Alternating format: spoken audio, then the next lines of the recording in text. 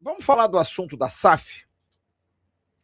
A gente falou aqui ali no mês de janeiro, até a notícia foi, mais uma vez, ratificando aqui, trazida pelo companheiro Lucas Pedrosa, em relação a uma negociação com o Marcos Faria Lamáquia, filho do José Carlos Lamáquia, que é casado com a Leila Pereira.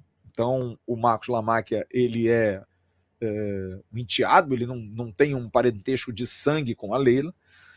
E é bom a gente já falar isso no início, porque a gente já desmistifica isso aí, já tira isso, porque o Vasco tem uma negociação com o Marcos Lamáquia já de algum tempo, muito tranquila, sem nenhuma preocupação da questão do conflito de interesses. O Vasco tem tranquilidade que não tem nenhum conflito de interesses.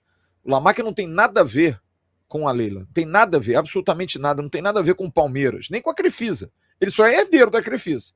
Porque se o pai falecer, ele herda a Crefisa, porque ele é filho do cara. Mas ele nem na Crefisa, ele tem as empresas dele, é um cara de um patrimônio gigantesco, e que foi fomentado, claro, pelo pai, a ideia de entrar no futebol. Ele é um cara muito low profile, o pessoal até brinca, é uma verdade. Você, para achar uma foto do Marcos Lamáquia, é difícil, porque ele é um cara que pouco aparece, né? É jovem, mas pouco aparece, não está muito ali feito a foto, rede social, enfim, que não deixa de ser um perfil interessante. A intenção do Vasco, como a gente falou desde janeiro, suitando a matéria trazida pelo Lucas Pedrosa, de que já havia o corpo jurídico todo do Marcos Lamáquia, das empresas dele, das empresas que cuidam da área financeira, mapeando dívida do Vasco, entendendo já, quase que fazendo uma due diligence, entendendo aí o momento do Vasco. Assim que o Vasco entrou em RJ, isso foi facilitado, foi muito facilitado. Mas a ideia, a intenção, e eu falei isso aqui, era até março resolver toda esse mapeamento do atual instante do Vasco para se assinar um memorando de intenções, aquilo que se chama de MOU. Você ter ali um memorando de intenções que você quer dizer, olha, eu tenho interesse, eu quero comprar. Só que isso não é de imediato, porque tem um rito, tem um trâmite. Vai ter que ter a convocação do conselho, vai ter que ser convocada a Assembleia Geral para que os sócios tenham a aprovação da proposta. E aí depois, de forma obrigatória, é um rito a ser seguido, vai haver um leilão da venda da SAF e o Marcos Lamáquia, teria a prioridade para essa compra. A negociação com a ECAP, que é um imbróglio em relação a isso aí, está em pleito judicial.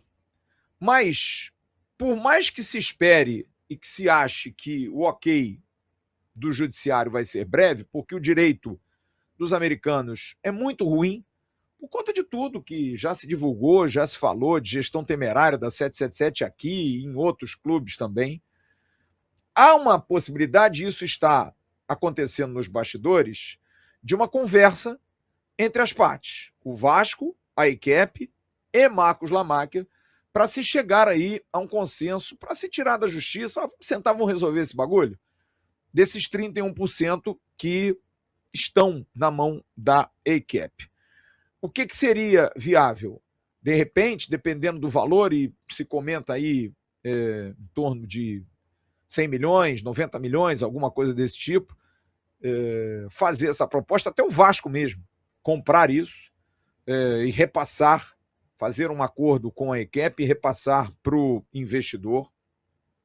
A verdade é o seguinte, que hoje existem poucos obstáculos nesse trâmite, não tem muitas implicações, as coisas melhoraram exatamente por conta dessa equação da dívida do Vasco, então facilitou muito, abriu-se muito o negócio em função de se saber hoje o que o Vasco deve. E a celeridade vai acontecer, mas vai ser normal, não vai ser um negócio tocado a toque de caixa, não, porque não tem muita coisa para ser superado. Talvez a celeridade fosse melhor, mas tem esses ritos de assembleia, de tudo mais, demora um pouco. Assinando um memorando de intenções e fazendo o acordo com a ECAP agora, nesse mês de março, a tendência é realmente até meados de 2026 que tudo possa estar resolvido. Valores.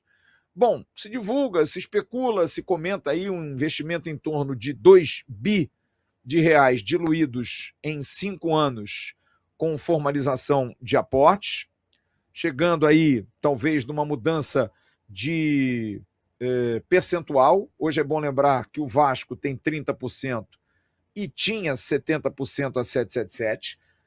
O Vasco poderia estar vendendo 90% das suas ações ao Marcos Lamáquia, que já seria diferente, como foi a compra da 777.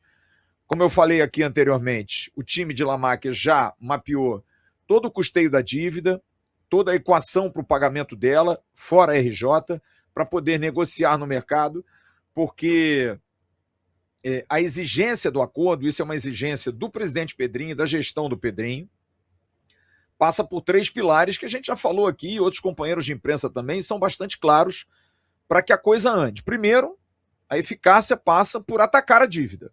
Essa é uma prioridade, atacar a dívida. Equacioná-la, já equacionada com a RJ, e as que não estão incluídas na RJ, que possam ser pagas também da mesma forma.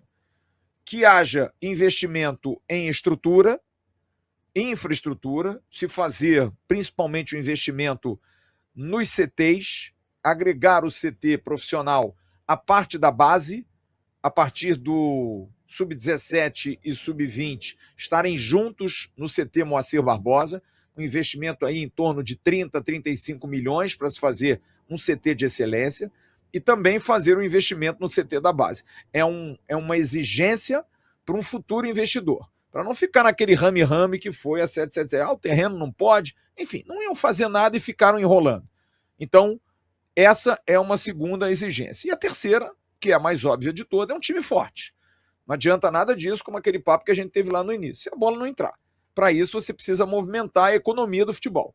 E seria uma maneira do Vasco, já tendo um time com bons investimentos, com bons jogadores, daí passa a contratação de um treinador, que talvez seja o treinador que vá assumir com o Vasco, entrando num novo modelo de SAF, com um novo investidor. Por isso a preocupação agora de acertar no nome, talvez fazer um investimento em cima de alguém que lá no futuro se pague, né? E daí o perfil desses nomes que a gente trouxe aqui, principalmente o Arthur Jorge, tem muito desse perfil. Então, a ideia é essa, de ter esses 3 pontos principais para o fechamento do negócio.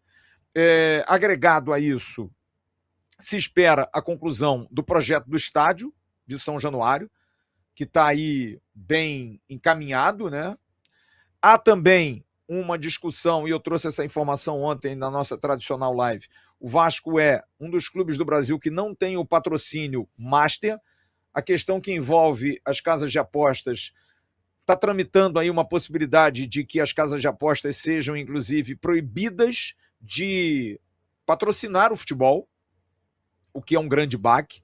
O Vasco tinha um patrocínio da Betfair até o final do ano e abriu mão, não buscou um novo patrocínio, está buscando o mercado e talvez com o advento da SAF, com um novo investidor, esse investidor possa ser capaz de buscar um patrocínio para a camisa do Vasco, possa ajudar. De repente, não ter interesse de ter na camisa do futebol profissional uma casa de apostas. Talvez busque uma montadora como a BID, como, enfim, uma outra grande marca, enfim. A ideia é exatamente essa. Talvez o advento da SAF possa trazer novos ares, novas ideias e muitos contatos. Lamáquia e seu time têm muitos contatos e poderão ajudar o presidente Pedrinho e a gestão do Vasco a buscar parceiros suficientes para estampar na camisa do Vasco da Gama. Enfim, a situação hoje é essa, muito bem encaminhada, muito bem negociada, sem nenhuma preocupação de conflito.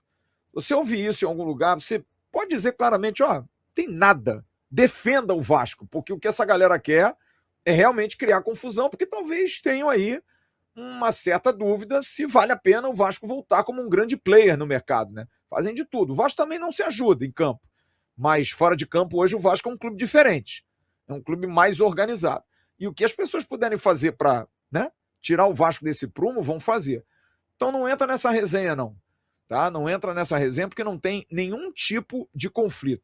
A CBF sabe disso, O Vasco tem uma boa relação dentro da CBF, tem uma relação bastante inteligente, capacitada para esse tipo de. Na CBF que eu estou falando. Outro dia eu falei aqui da relação na federação, que o Vasco precisa estar mais próximo, né? Precisa estar mais junto aqui. Mas, de qualquer maneira, está se tentando buscar um acordo o quanto antes para se assinar um memorando até o final de março, se acertar a situação com a ICAP, que está bem encaminhada, porque se não aceitar, eles vão perder na justiça. E aí o Vasco vai acelerar esse processo, até porque o Vasco é muito forte na área jurídica, principalmente no Rio de Janeiro, onde o pleito está sendo discutido, e aí depois passar pelo rito dos sócios, do conselho, e isso aí é uma tramitação que não é das mais complicadas, até porque o sócio do Vasco, que elegeu a SAF como, né, importante, o sócio do Vasco vai ratificar o interesse no novo projeto, que é claro, vai ser tratado diferente, um pouco mais diferente do que foi o outro, que foi muito assodado. Dessa vez vai haver muito mais esclarecimentos, o sócio vai poder perguntar mais, os torcedores vão poder entender mais dessa questão, talvez até mais facilitado, porque é um parceiro que fala a nossa língua, não tem, né, necessidade de legenda, né, não tem nada disso, papo de, eu ouvi o gringo falar, mas ele falou uma outra coisa. Não, é português, como nós, vamos falar o nosso português, a nossa língua, e talvez seja muito mais fácil de esclarecer para o torcedor. A gente está em cima disso, estamos buscando essas informações, e assim que a gente tiver alguma novidade, a gente vai trazer para vocês. E aí, meu parceiro? Gostou desse corte? Então se liga nesses aqui que eu tenho certeza que você também vai se amarrar. O like eu sei que você já deixou. Então agora se inscreve aqui no canal AV+, que é o canal oficial de cortes da plataforma Atenção Vascaínos.